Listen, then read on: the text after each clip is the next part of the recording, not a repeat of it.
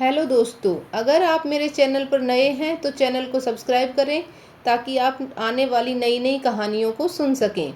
आज मैं आपको 7 भाइयों और एक बहन की कहानी सुनाने वाली हूँ, जिसमें कि 7 भाई अपनी ही बहन को मारकर उसका मांस खा जाते हैं। एक गांव में एक परिवार रहता था, जिसमें कि उसके 7 बेटे और एक बेटी थी। उनके माता पिता की मृत्यु पहले ही हो चुकी थी। वो सभी खुशी खुशी अपना जीवन बिता रहे थे। 7 भाई बहनों में इकलौती छोटी बहन बहुत ही शांत स्वभाव, आज्ञाकारी एवं संस्कारी थी। उनमें सबसे बड़े भाई का विवाह हो चुका था। सातों भाइयों में सबसे छोटा भाई एक आंख से अंधा था। छोटे भाई के दिल में अपनी इकलौती बहन के लिए बड़ा प्यार एवं लगाव था। एक दिन बड़े भाई अपनी पत्नी और अपने छोटे भाइयों को साथ लेकर अपने खेतों में काम करने चले गए। चूँकि उस जमाने में खेती बाड़ी आपसी सहयोग से हुआ करती थी, सभी लोग खेतों में काम करने जाने से पहले अपनी छोटी बहन को खाना बनाने का आदेश देकर घर से निकलते हैं। सातों भाइयों की बहन अकेले घर पर खुशी खुशी सबके लिए खाना बनाने के लिए जंगल से सरोटी साग को तोड़कर लाती है और बड़े प्यार से सरोटी साग की सब्जी बनाने से पहले बैठी से साग को काटने लगती है। इसी दौरान वह अपनी उंगली भी काट बैठती है और रक्त की एक तेज धार निकलने लगती है, जिससे उसका पूरा हाथ खून खून हो जाता है। तब वह सोचने लगती है कि क्या करूं? अगर घर के दीवार में खून को पोंछूंगी तो भैया लोग देख लेंगे और चिंता करेंगे, और यदि अपने कपड़े में पोंछूंगी तो भाभी खून लगा कपड़ा देखकर माहवारी समझकर खाना नहीं खाएंगी। इस डर से वह सब्जी पकाने वाले छाता साग में सारा खून को पोंछकर खून को बहने से रोकती है। फिर इसी खून लगे साग को सब्जी बनाती है। जब उसके सारे भाई और भाभी अपने खेतों से लौटते हैं तो छोटी बहन हमेशा की तरह सभी के लिए साफ थाली में खाना और मिट्टी के लोटे में पानी पीने के लिए पानी देती है, और सभी एक साथ खाना खाते हैं और पके हुए साग को खाकर खाने की जमकर तारीफ करते हैं। और वे सब अपनी बहन से पूछते हैं कि बहन, तुम्हारे द्वारा बनाया हुआ यह साग बहुत बार खाए हैं, परंतु आज की बनी सब्जी का स्वाद बहुत ही अद्भुत लगा। बताओ ना कैसे और क्या क्या मिलाकर इतना स्वादिष्ट सब्जी बनाई हो। पहले तो उनकी बहन डर से सहम जाती है कि कहीं भाइयों को पता न चल जाए कि मेरे हाथ की उंगली कट गई है। फिर वह थोड़ा सोचकर बोलती है कि कुछ नहीं भैया, जैसा हमेशा की तरह सब्जी पकाती हूँ वैसे ही तो बनाई हूँ। अगले दिन सातों भाइयों के अनुरोध पर फिर से एक बार वही छाता साग की सब्जी बनाती है, परंतु भाइयों को पिछले दिन के जैसा स्वाद नहीं मिलता। फिर ऐसा ही अनुरोध 3-4 बार हुआ, लेकिन खून लगे साग का स्वाद उनके मन मस्तिष्क से उतर ही नहीं रहा था। असलियत जानने की जिज्ञावश सातों भाई और भाभी ने उससे उस दिन के खाना बनाने का तरीका जानने की जिद करने लगे। मजबूरन उसको सारी घटना बतानी पड़ी। सच्चाई मालूम होने पर पांचवा भाई, जो बहुत ही लालची किस्म का था, उसने बाकी भाइयों से कहा कि बहन का खून इतना स्वादिष्ट लगा तो इसका मांस कितना स्वादिष्ट होगा। यह बोलकर सभी भाइयों के बीच चर्चा करने लगता है। सबसे छोटे भाई को छोड़कर बाकी सभी भाई उसको मारकर उसका मांस खाने को राजी हो गए थे। मांस खाने की सोचकर उन सभी के मुंह से लार टपकने लगती है।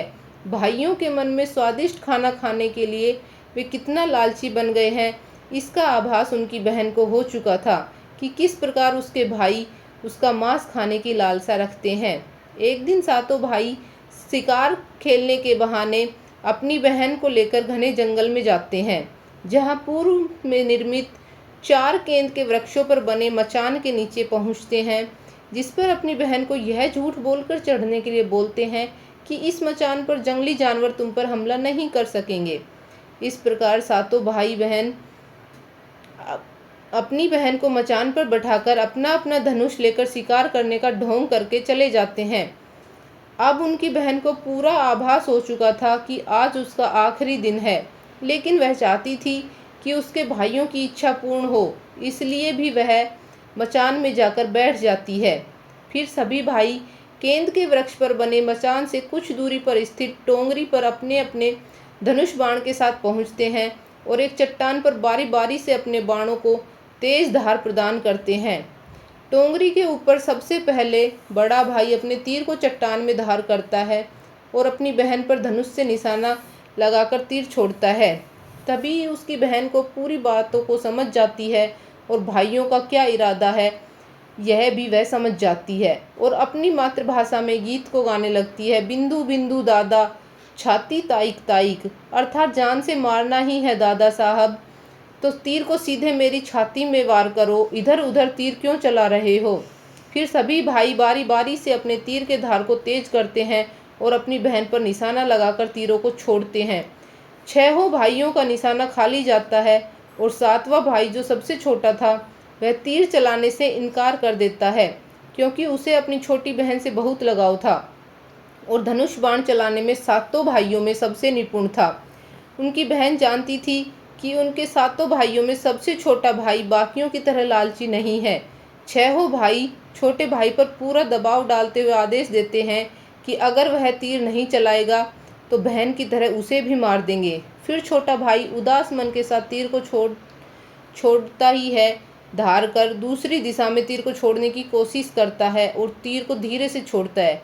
राजकुमारी हर बार की तरह इस बार भी वही गीत गाती है, बिंदु बिंदु दादा छाती ताइक ताइक। इतने में छोटे भाई का तीर सीधे राजकुमारी के सीने को भेद देता है और राजकुमारी की आत्मा शरीर से अलग हो जाती है और उसकी आत्मा उसी स्थान पर भटकने लगती है। तभी वह देखती है कि उसके शरीर का मांस खाने के लिए उसके भाई कैसे लालच करते हैं और सबसे छोटे भाई को जबरदस्ती मार पीट कर उसके शरीर को काटने का आदेश देते हैं। बहन के मांस को पकाने के लिए बहुत सारी सूखी लकड़ी लाने के लिए छोटे भाई को जंगल में भेजा जाता है। छोटा भाई जंगल में खोज खोज कर ढेर सारी लकड़ी जमा करता है और सोचता है कि कैसे इतनी सारी लकड़ी को लेकर जाऊंगा। दादा जो रस्सी दिए हैं वो भी 7 टुकड़ों में दिए हैं, उन्हें जोड़ने पर भी यह रस्सी इन लकड़ियों को नहीं बांध पाएगी। देर होने के डर से वह उदास होकर रोने लगता है और उसके आंखों से आंसू धरती में गिरने लगते हैं। वह अपनी बहन को याद करके रो ही रहा होता है कि तभी एक नाग देवता वहां आते हैं और पूछते हैं कि क्यों रो रहे हो। वह इधर उधर देखता है किंतु कोई भी नजर नहीं आता। फिर वह नाग देवता को देखते हैं और राजकुमार नाग देवता को अपनी पूरी आप बीती सुनाते हैं। फिर नाग देवता उसे कहते हैं कि मैं लकड़ी में रस्सी की भांति लिपट जाता हूँ और तुम जैसे ही लकड़ी वहाँ रखोगे तो मैं धीरे से निकल जाऊँगा। और राजकुमार ऐसा ही करते हैं। सभी बड़े भाई यह देखकर चकित रह जाते हैं कि कैसे उनका छोटा भाई रस्सी के 7 टुकड़े होने के बावजूद भी जंगल से इतना सारी लकड़ी लेकर आता है।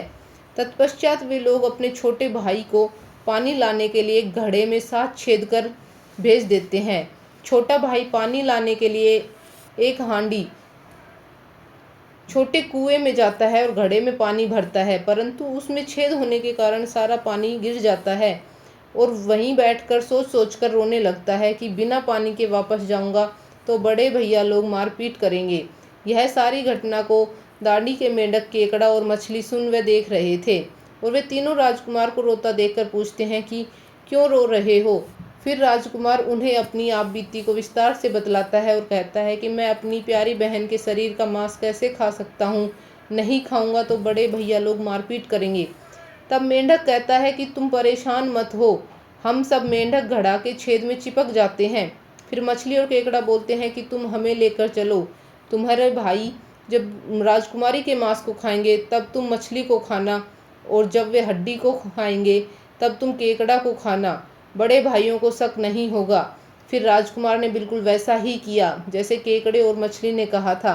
रात को जब राजकुमारी का पका हुआ मांस खाने को परोसा गया तब बड़े भाइयों से छुपाकर वह मांस को दीमक के टीले में डाल देता है और समय बीतने पर वहां बांस का एक बड़ा बूदा यानी कि झुंड उगता है।